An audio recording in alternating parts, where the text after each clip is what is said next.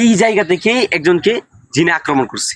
জিনে আক্রমণ করার কাহিনী হচ্ছে, সে এই জায়গা দিয়ে বাসায় যাচ্ছিল, আর জিন এখানে ছিল।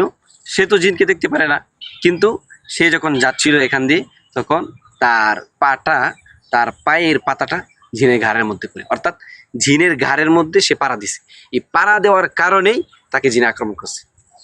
সে অসুস্থ অনেক দিন যাবত। তারপর কবিরাজের কাছে যখন নিয়ে যাওয়া হয়, তখন সে জিন বলল কবিরাজের কাছে যে 1 পাইলা মিষ্টি দিতে হবে এখানে, অর্থাৎ যেটা গ্রাম বাংলার ভাষায় বলা হয় বুক দিতে হবে, এটা বলছে।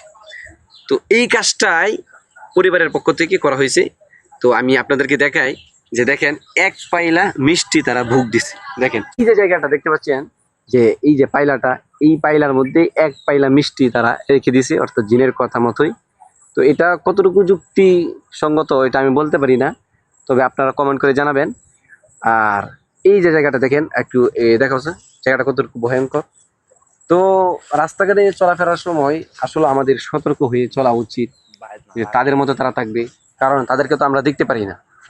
আর আমাদের মতো চলবো সতর্ক হয়ে, এটাই কাম্য। না হলে কিন্তু এই যে জিনে আক্রমণ করে, এটা কিন্তু মারাত্মক সমস্যা।